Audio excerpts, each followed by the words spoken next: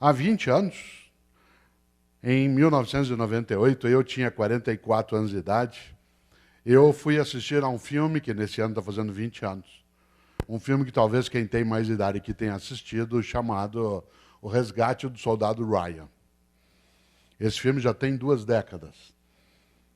Esse filme conta uma história que a gente não pode esquecer. E ele tem nele algo que eu queria trazer como marca inicial nessa reflexão. Quem aqui assistiu ao filme se lembra, ele é um filme já clássico, o que eu vou falar aqui é spoiler, mas isso para quem já assistiu não vale, para quem não viu, feche os ouvidos. O filme conta uma história magnífica, difícil de assistir. É um filme do Steven Spielberg, cujo ator principal é o Tom Hanks, e o segundo é o Matt Damon. Nesse filme, o roteirista produziu uma história maravilhosa, difícil de lidar. Na Guerra Civil Norte-Americana, houve uma situação em que 4 filhos de uma mesma mãe morreram na Guerra Civil Norte-Americana. E, como 3 deles haviam sido mortos durante o combate, as forças de direção trouxeram o 4º filho para que ele não fosse também morto e a família não ficasse sem nenhum dos seus. Ele não o fez. O roteirista do filme O Resgate do Soldado Ryan leu essa história porque viu um dia o túmulo deles e resolveu passar a história para a Segunda Guerra Mundial. E a história, portanto, do filme O Resgate do Soldado Ryan se dá na Segunda Guerra Mundial com uma missão. Há um capitão, que é feito pelo Tom Hanks, que precisa juntar mais 7 e montar um grupo que vá até a Europa, a França, resgatar um paraquedista que, especializado em ataque, tinha se perdido no meio da Europa porque o paraquedas caiu, num local onde não havia tropas aliadas. É necessário que ele vá ser resgatado por comando do general Patton.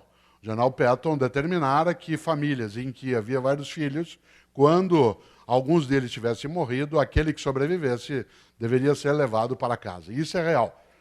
No caso, a história não é real em relação à Segunda Guerra, mas em relação a esta autorização, sim. E o filme se dá exatamente com a organização de um grupo de 8 pessoas que desembarca na Normandia, exatamente em 1944, no famoso dia D. Os primeiros 20 minutos desse filme, para quem não gosta de cinema realista, não deve ser visto, porque você tem que ficar de olhos fechados. Ele é absolutamente nada romântico com a ideia de guerra, de arma, de sangue. É uma coisa fortíssima. E eles entram na Europa em busca de um rapaz chamado Ryan, que precisa ser levado para casa. Dá para você imaginar como a história se desenrola. Isto é, acharam um paraquedista de uma tropa norte-americana perdido na Europa, em meio a uma guerra, ainda mais sem aqueles meios digitais que o Pedro tanto aprecia, um pouco mais complicado.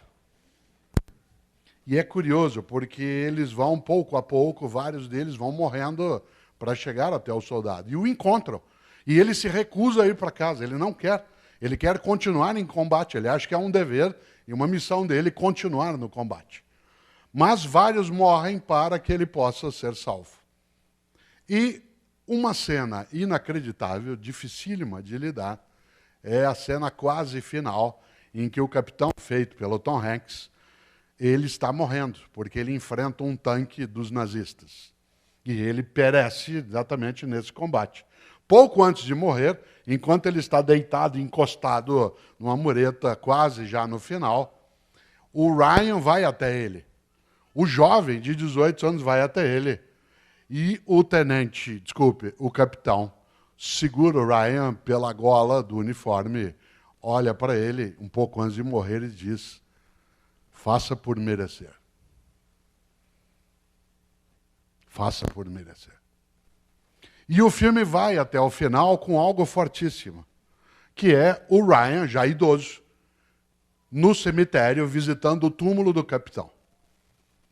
Enquanto ele está orando pelo capitão, a família dele está mais à distância, ele já bastante idoso, ele termina, ele dialoga com o capitão, agradecendo, claro, com o túmulo, faz continência e chama a esposa dele, que vem pouco a pouco, ele segura na mão dela e pergunta: eu fiz por merecer? Essa é uma das questões mais difíceis que a gente pode ter de lidar.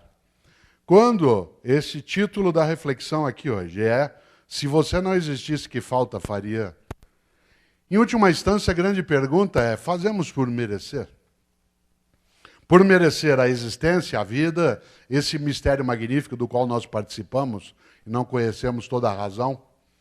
Essa vida que nós partilhamos com outras e outras formas de vida. Será que nós a desperdiçamos, a colocamos fora? Cada vez que eu vejo e revejo a cena, eu me lembro dessa pergunta que ecoa dentro de mim. Sem ser aqui dramático em excesso, sem ser também piegas, a frase é muito forte.